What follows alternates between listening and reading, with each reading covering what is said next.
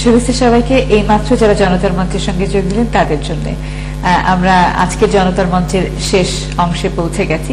আজকে আমাদের অতিথি হয়ে এসছেন লন্ডন বরো অফ টাওয়ার হ্যামলেটসের এক্সিকিউটিভ মেয়র ইলেকশনে লেবার পার্টির পক্ষে প্রার্থী কাউন্সিলর জনাব হেলাল আব্বাস। জনাব হেলাল আব্বাস বলা যেতে পারে যে তার আরেকটি পরিচয় হচ্ছে তিনি প্রথম কাউন্সিল লিডার, বাঙালি কাউন্সিল লিডার ইউকের মধ্যে। সুতরাং এটা আমরা গর্বের সঙ্গে বলতে পারি যে তিনি সেদিক থেকে আমাদের জন্য পথিকৃৎ এবং আমাদের জন্য নিশ্চয়ই অত্যন্ত গর্বের একটি ব্যাপার যে আমরা একজন বাঙালি লিডার অফ দ্য কাউন্সিল পেয়েছি যিনি হেলাল আব্বাস, এবং তিনি এই ইলেকশনে লেবার পার্টির পক্ষ থেকে প্রতিদ্বন্দ্বিতা করছেন। আমরা আশা করছি আমাদের এবারের এই মেয়র ইলেকশনে আরো একজন বাঙালি প্রার্থী রয়েছেন এবং আমাদের বিশ্বাস যে টাওয়ার হ্যামলেটসের বাসিন্দারা যাচাই বাছাই করে একজন বাঙালি প্রার্থী মনোনয়ন দেবেন আগামী মেয়র ইলেকশনে। কারণ টাওয়ার হ্যামলেটসের বাসিন্দাদের বহুদিনের বাসনা এবং আমরা ইতিমধ্যেই আমাদের অ্যাচিভমেন্টের একটি ধাপ পূরণ করেছি, অর্থাৎ বাঙালি একজন এমপি আমরা পার্লামেন্টে পাঠাতে পেরেছি। এবং এই মেয়র ইলেকশনে এই এক্সিকিউটিভ মেয়র পদে যদি একজন বাঙালি মেয়র নির্বাচিত হন তাহলে টাওয়ার হ্যামলেটসের বাসিন্দারা নিশ্চয়ই সেই প্রাপ্তির সুফল উপভোগ করবেন। ফিরে আসছি আপনার কাছে আপনার পলিসির ব্যাপারে, লেবার পার্টির পলিসির ব্যাপারে, বিকজ লেবার পার্টি এখন বিরোধী দলে আছে। হ্যাঁ, আপনার বিরোধী দলে থেকে আপনি in terms of achieving various budgets or various things for the residents of Tower Hamlets, এটা আপনার জন্য কতটা সুবিধাজনক হবে কিংবা কতটা অসুবিধাজনক হবে? অর্থাৎ কনজারভেটিভের যিনি প্রার্থী রয়েছেন তিনি কি আপনার চাইতে বেটার পজিশনে থাকবেন যেহেতু তার দল এখন ক্ষমতায় রয়েছে? তাকে যদি টাওয়ার হ্যামলেটসের বাসিন্দারা মেয়র হিসেবে নির্বাচিত করতে চান? আমি আগে যেটা বলেছি যে এই দেশে আমাদের একটা পলিটিক্যাল সিস্টেমের মাধ্যমে অপারেট করতে হবে। ভালো পাই আর খারাপ পাই, এই দেশে দুইটা মেইন স্ট্রিম পলিটিক্যাল পার্টি আছে, তাদের মাধ্যমে আমাদের দাবি দাওয়াগুলা আদায় করার সম্ভাবনা। অপোজিশন পার্টি থাকলে সমস্যা আসে, কিন্তু লেবার পার্টি একটা যে টিম থাকে, যে লোকাল কাউন্সিলর যদি লেবার থাকে, একজন মেয়র যদি লেবার থাকে, দুইজন এমপি যদি লেবার থাকে, আমি মনে করি আমরা সবাই মিলেমিশে যে প্রেশারটা, যে লবিটা করতে পারবো। ভালো কাজের জন্য আমি মনে করি আমাদের অপোজিশন থেকেও আমরা সমর্থন পাবো। লিবারেল যদিও আমাদের একজন কাউন্সিলর থাকে, তার সঙ্গে আলাপ হয়েছে, কনসারভেটিভ গ্রুপের সঙ্গে আলাপ হয়েছে, কমন অনেকটা ইস্যু আছে। এডুকেশন যদি খাট হয় তাহলে সবাইকে এফেক্ট করবে। টাওয়ার হ্যামলেটসের যে কোন দল থেকে আমরা ইলেক্টেড হই না কেন, আমাদের ওয়াদা বা প্লেজ ছিল যে এই এলাকার উন্নত আমরা করব। কিছু কাজে সবাই শুধু লেবার নয়, অন্যান্য পলিটিক্যাল দলকে নিয়ে আমাদের কাজ করতে হবে। লেবার গভর্নমেন্টের যে পলিসিটাগুলো ছিল was to spend and expand public services. Labour party সবসময় গরিবের বন্ধু, গরিবের আশেপাশে ছিল, আছে, এখন থাকবেও। আমি মনে করি যদিও আমাদের অনেক বাইরা কিছু বোনরাও সাকসেসফুলি এন্টারপ্রাইজ রান করছেন, এটা খুশির কথা, কিন্তু এখনো বেশিরভাগ বাঙালি সমাজ আমরা গরিবী এলাকায় থাকি, সোশ্যাল হাউজিং আমরা আছি, চাকরির দিকে আমরা পিছনে আছি, এডুকেশনালেও যদিও টাওয়ার হ্যামলেট বা অন্যান্য এলাকাতে আমরা ভালো রেজাল্ট করছি, বাট ওভারঅল আমরা অনেক পিছনে। এইগুলা আদায় করতে হলে আমি মনে করি আমাদের একজন স্কিলড, এক্সপেরিয়েন্স, ক্রেডিবল ক্যান্ডিডেটের দরকার, যে ক্রেডিবল ক্যান্ডিডেট অন্যান্যদের সমর্থনটা পাবে, যে অন্যান্য পার্টির সাহায্যের দরকার, সহযোগিতা দরকার, কোঅপারেশনের দরকার। এইগুলা নিয়ে আমি মনে করি I would be in a much more stronger position to fight for the rights of people of Tower Hamlets. আপনি কইছেন আগে যে টাওয়ার হ্যামলেটস হাউজিং সমস্যা আছে পাক্কা, তো আপনি যদি successful as a mayor, yes, you will not be able to resolve the issue totally, but আপনি এই হাউজিং সমস্যা সমাধানের দায় কি পদক্ষেপ নিবা? হাউজিং এখন আমাদের বেসিক্যালি দুইটা চয়েস। আপনি যদি গরিব হন তাহলে আপনি রেন্টেড হাউজিংও, তারা আর যদি আপনার তৌফিক ভালো হয় তাহলে আপনার প্রাইভেট কিনে দেওয়া।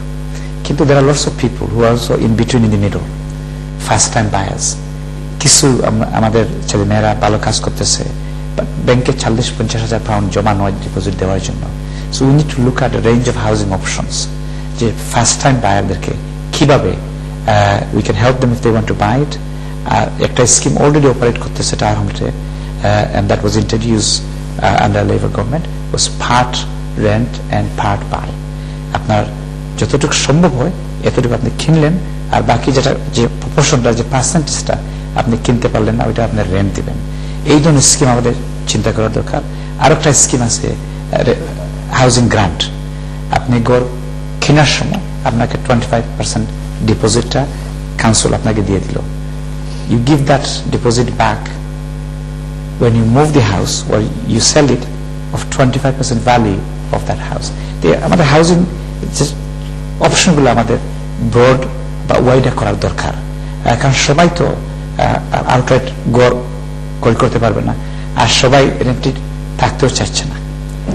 এর জন্য ইফ আই বিকাম হোপফুলি আপনার ভিউয়ার্সদের টাহামলেদের লোকজনের সাহায্যের ভোটের মাধ্যমে যদি আমি ইলেক্টেড হতে পারি, তাহলে হাউজিং এর অপশনগুলা, রেঞ্জগুলা আমি ইনক্রিজ করব।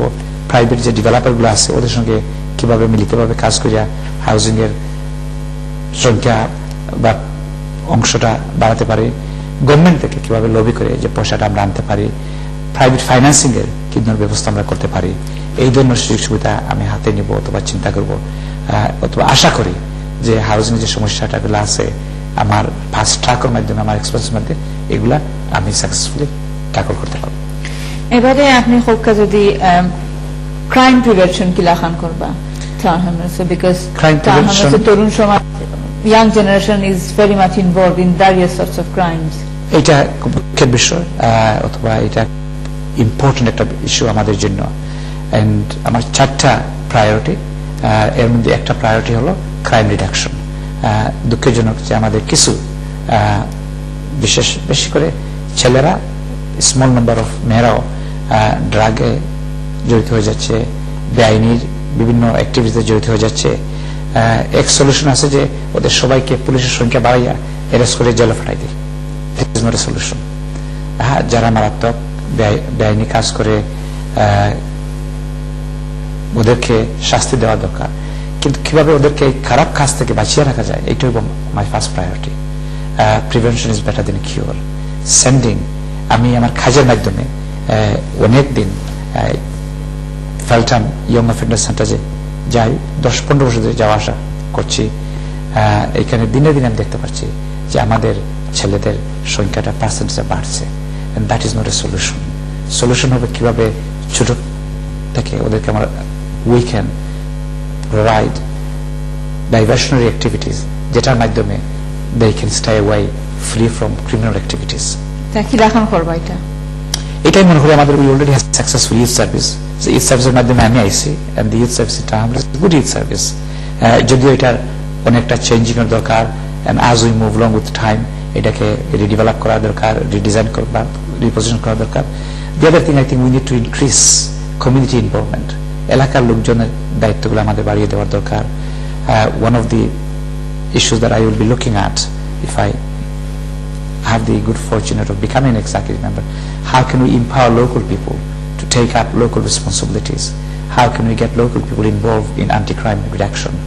How can we increase local residents association, tenant associations?